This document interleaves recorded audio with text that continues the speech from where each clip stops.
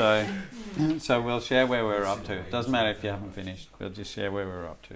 So what psalms did people choose? Who wants to share? Yep, Graham. Well, we just randomly chose Psalm 76. Yep. And first thing I noticed was every line in the whole thing is parallelism. There's not one part of it that's not got parallelism in it. Yep. Which one is you talking So about? which one? Psalm 76. 76. It's too far. Yeah, and it was it's a psalm of praise, I guess.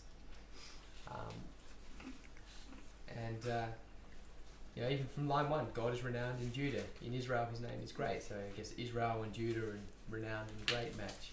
His tents in Salem, his dwelling place in Zion. So Salem and Zion are the same, and tent and dwelling place. And there's a lot of imagery in there. Further down, verse 4, you're radiant with light. So I just imagine a burst of sunlight coming through. And Nicole sort of felt the imagery of majestic, more majestic than mountain rich with game. Imagine seeing a hill full of zebra or whatever. So not a lot to it for me to say. Just it was really interesting how the very first thing I noticed was all that parallelism. It's everywhere. Yep. It's got a rhetorical question as well. Yeah. Yeah, mine has that one too. Yeah, they're actually more common than you think. When you think about it, you find them all over the place. Yeah. Any? I did 108. Yep. 108. And on 108, it's where the second line just says the same thing but in different words. Yep. For example, in verse 1 it says, my heart is steadfast, O God, I will sing and make melody with all my being. And then it says, awake, O harp and lyre, or awaken the dawn. And then it talks about, I will give thanks to you, O Lord, among the people. And then the next says, I will sing praises to you among the nations. And it goes on that way. The only one that threw me, as I said to you, was the last verse, which has got nothing to do with a whole lot, and I've got no idea what it means. As God has promised in his holiness, with exaltation I will divide up Shechem. I don't know what that means. What verse is that? Verse 7. In at the top here. 108. I have no idea what that verse 7. It's like God has spoken. completely different. Yeah, but the way that you would come to an understanding, you'd study what Shechem was. What Shechem is and what it's all about. See what its history is and all that Right. sort of stuff, and it would have to fit in with the trajectory of the psalm. That you're praising Well, it's God all and praise. all that sort of stuff. It's all yeah. about praise. Yeah. Giving thanks for the pending deliverance. Yep. Yeah. The deliverance that had been. Is she So what is somewhere it, in step somewhere in like parallelism? Joshua? Is it mentioned or? No, it's Yeah, it is. Shechem. Well, it's from Abraham's time, isn't it? Shechem. It's in Genesis as So well. what- Yeah. Yeah. Is it step Sorry, don't worry parallelism? about it. It's like a side. It's interesting.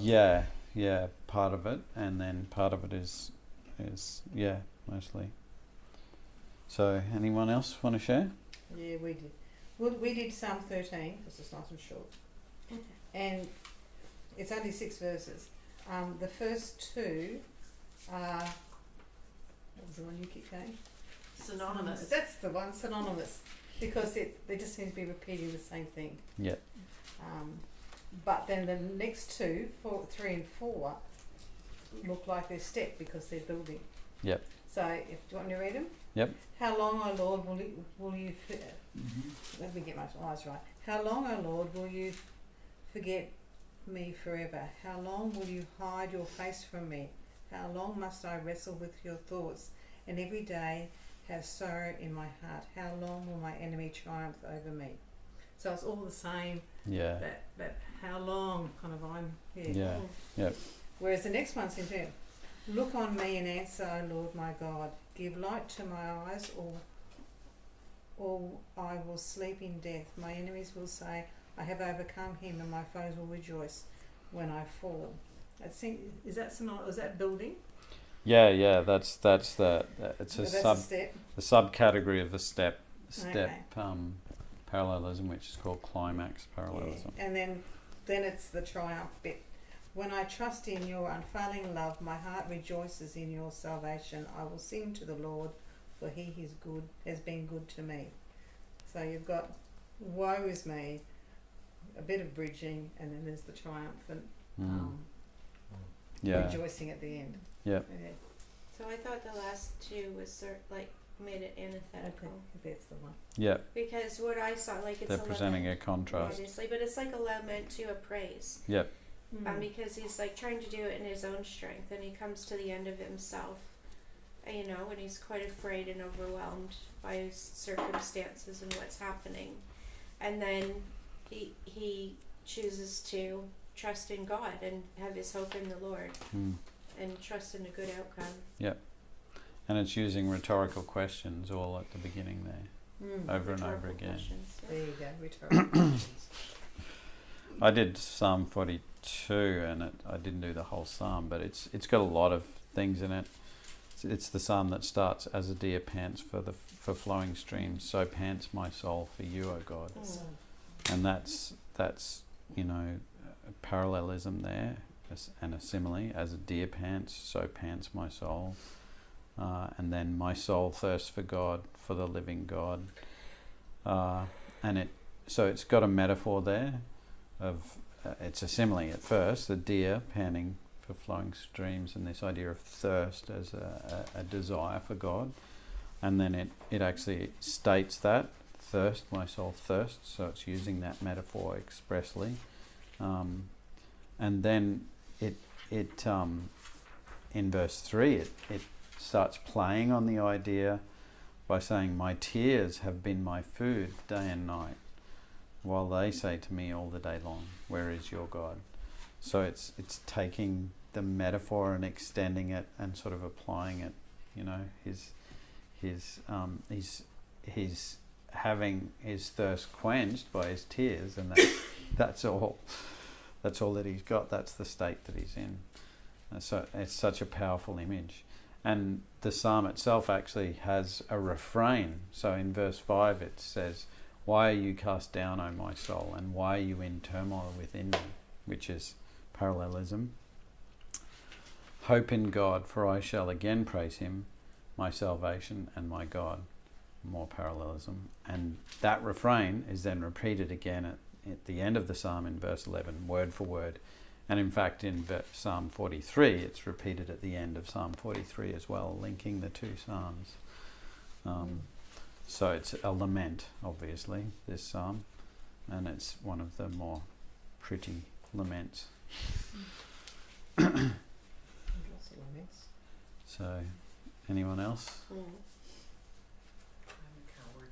I read the 23rd Psalm and I could see a lot of those things, but I can't do what you've just done. You're all wonderful. I'm too old. You should do it It's. I think this is the when we're sort of when we're aware of these tools and we read Psalms, it helps us to appreciate it more.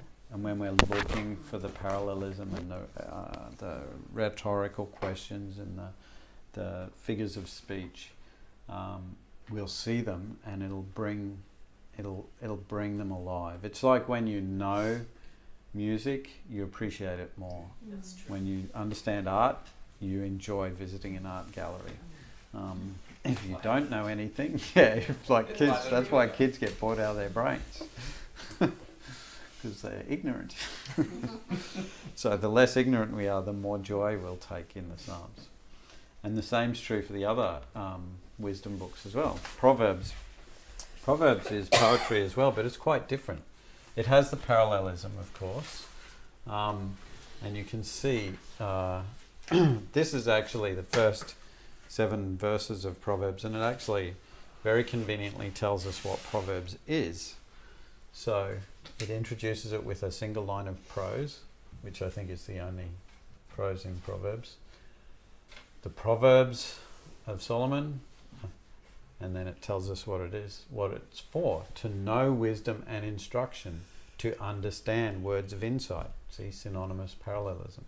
To receive instruction in wise dealing, in righteousness, justice and equity. To give prudence to the simple, knowledge and discretion to the youth. More parallelism, but also expanding a little on the definition. and expanding what prudence means. Let the wise hear and increase in learning, and the one who understands obtain guidance.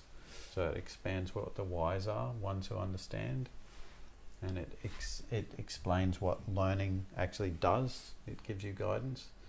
To understand a proverb and a saying, the words of the wise and their riddles. A proverb and a saying is words of the wise and a riddle. And then it finishes with an explanation of the foundational philosophy of Proverbs. The fear of the Lord is the beginning of knowledge. Fools despise wisdom and instruction. And we've already used that verse to show the antithetical parallelism, where it's talking about those who have the fear of the Lord versus fools. So Proverbs have the standard Hebrew poetry features, and so the tools that we use to interpret Psalms will work in Proverbs. However, Proverbs have their own sort of rules as well, and they're quite different in structure. They're not little poems. They're not little songs. They're mostly single lines, and they tend to be collected sometimes in themes, sometimes what seems to be randomly. So the common mistakes that we make in interpreting Proverbs, the most common is thinking that a proverb is a rule. A proverb isn't a rule. A proverb's just a guide, the best path, not a guaranteed win. So if you think that a proverb is a rule and you train up your child in the way they should go, you will be very angry and disappointed with God and really struggle with your faith when they depart from it, because a proverb says that he will not depart from it. Can I give you my explanation of that? Yep. I don't see that as, this is how you should act and so forth. It's not those sort of rules at all. I see that as what the bent is, because each child, as the child's growing up, they have a learning. One might be artistic, one might be engineering, whatever, and whatever that bent is, then you train them up in that bent, and they will stay on that path, because that's how I interpret that verse. Yeah. Rather than training them to behave themselves and so forth, be polite, it doesn't mean that at all. I don't think. It's what their bent is, what their inclination is. Well, what their Help them find their niche. yeah. So Niches. where does We're all different. in that case, where does the should come from then? What does should mean? It means that he will probably stay that way. No, If you no, try that's what this is talking Train about. up So the what child does in the the way should The mean? plans Should that go. God has for them. That's right. The plan. That Yeah. best make use of their Foundation. Yeah. Well, I think the way that it's traditionally interpreted, I think you're trying to interpret it so that you don't have to deal with the fact that this often doesn't happen, right? No, not at all. Because remember that Proverbs Yeah, all text we've all The- said Great. teenagers. This is where comprehension is terrific. We all read the same thing. We see different things in it completely. I love your This- approach. That's good. this is the purpose of Proverbs, right? It's a guide, not it's a a how-to. it's a Well that's done. right. It's a guide to teach people in righteousness, justice, equity, knowledge and discretion, and the beginning of the fearing God, basically. So it's not like a skill guide. It's not like, teach your kids to read and write and do arithmetic sort of No, thing. it's It's a moral guide, and so Proverbs are really about the moral world. So it's difficult to interpret. I like the way I interpret it. I understand why you're doing that, That sounds like wisdom but you don't have to do that if you understand that this isn't a promise, this isn't a law, this isn't the way that the world works. This is the way the world should work. Yeah. And so train It's your like child an up in the way he should exhortation. go, that he should be kind, he should be patient, he should Yeah. have those fruits of the spirit. Yeah. That's the way they should go. yeah, And and when And he's hopefully old, it's- he shouldn't It's an depart from it. yeah, it's I think Yeah. If you put that solid foundation there, there's always going to be the teenage. That's what it's the Free hope. will. It's why through teenage years Yeah. to hope that they get back to their foundation. Yeah. And it Even doesn't when they go astray, they come back Yeah, to we call It's like- things Yeah. within them. It's not an instruction manual, so it doesn't have the fine print. They're like, Well, that's but what this I was may not gonna always say. work. Yeah. And it yeah. doesn't give like the fine details of Intelligence. every part Yeah. and all of the variables that go into creating. But it Well, you've got to remember what Exactly. Yeah, Take away can't from do the that. children. No, you've that's got to exactly you've right. got to remember what Proverbs is talking about. It's not talking about washing machines. I'm using that as an example because I just got a new washing machine. I've been reading the instruction manual. It doesn't work the way you want it to. Read the You actually manual. read the instructions. Of course I do. Why? How do you get it to do what you want it to do if you don't Press read the the button. instruction manual? It's very complicated. You've got to read the instruction manual. The We read instruction manuals whereas at our house. children and people, they're vastly more complicated, but worse than that, they have free will. Exactly. It's the best part, not But the only the other- part. The other thing about that though is train up a child. If you were in an old time, you just they had fewer inputs. Yeah. Nowadays, it's very hard. You can train up your child very much, but then there's the school, and then there's all these other different things that You know, I which make used it to more think difficult. that until I lived in a traditional culture Yeah. in Hong Kong. Mhm. And boy, oh boy, it is hard to train up your child the way you want them to go because the village is training the child as well. Oh, that's right. So if your village is good, Yeah, good. great. But if you're in an unhealthy village morally, Yeah. then it's even worse than it is in our culture. Well, Well, it's it's We have to be actually the have same more with the control over family our children. and- vehicles, which is yeah. Yeah. Yeah. So it is an exhortation to parents to actually take some ownership of raising their Yeah. child, right? Not just leave it to the village or the TV or the Yeah, iPad or social whatever, media or the YouTube. video game. or the education system or Sunday school. To learn how to do everything. It's very good for some things, but you need to be really, really discerning. Sometimes you despair. We were actually looking at Jenny popped by and she had the Renew logos that she's been working on, and we were looking at that, and Atalia came out and said, "You've got to watch this. It's the new trailer to Spider-Man Away From Home." And I was like, "Yeah, not right now." "No, you've got to watch it right now." It's like, Atalia, I don't have to watch that. So. You drop everything because it's interesting. Yeah. You have to.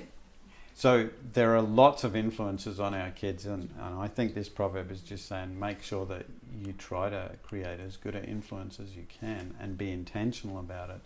And then when they, that will give them a foundation for their life.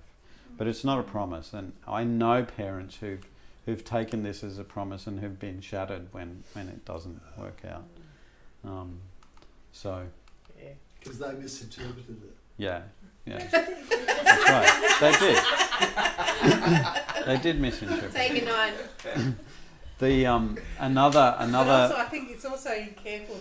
That just proves that you really need to be careful how you can take something out of context, which is what we were saying last week, where you can take that one and make someone feel totally guilt-ridden about That's it. right. Their child, yeah, which is not the intent. and that's actually a common thing with traditional Christian parenting sort of stuff, is that they say if you follow our rules, you've got a guaranteed result. And see, in Proverbs it says this, blah blah blah. This is often a tagline for those sort of things. But Yeah. you can do that with a With- lot of parts of the Bible in lots of things, such as, well, if you've got, cancer or something terrible has happened to you, well, what did you do? Why isn't God on your side? And Yeah. it doesn't work that way. And I think, in a way, Psalms is an antidote to that, with its preponderance of laments, and Job and Ecclesiastes, and Lamentation to a lesser extent, but certainly Job and Ecclesiastes are also antidotes to that misunderstanding of how God relates to us. Job and Ecclesiastes are saying, I'm a good person and I'm suffering, or I've done all this work and it's just disappeared. What's going on?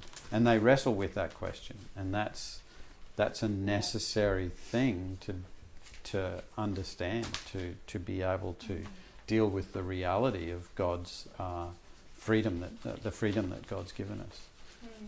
And a lot of people never read those books, and so they never actually appreciate that reality, which indicates why it's so important not to be afraid of these poetic books and to really invest in them. They're not wasted. They're not esoteric. They're not irrelevant. They're incredibly important. Proverbs is actually, a lot like the Bible, right? A single proverb doesn't give the whole picture. So Proverbs 22:15 from the same chapter says, "Folly is bound up in the heart of a child, but the rod of discipline drives it far from him." Right? So it sounds like you've got to beat your child all the time, because People folly want is to do that. bound up in the heart of the child, right?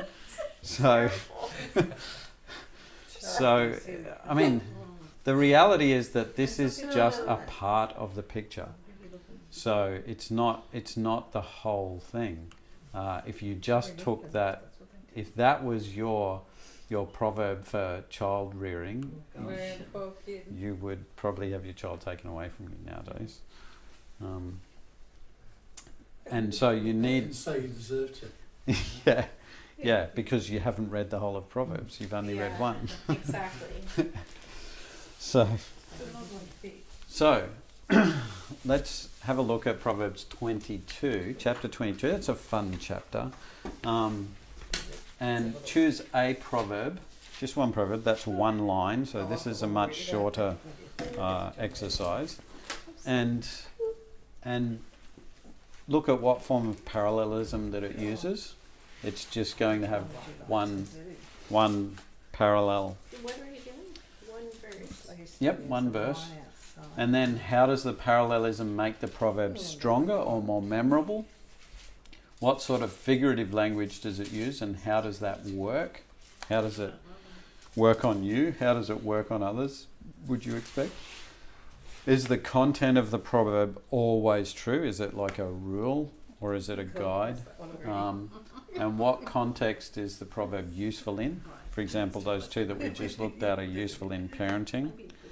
And how has this proverb influenced our culture, and how should it influence our culture? So think about those things. Proverbs 22.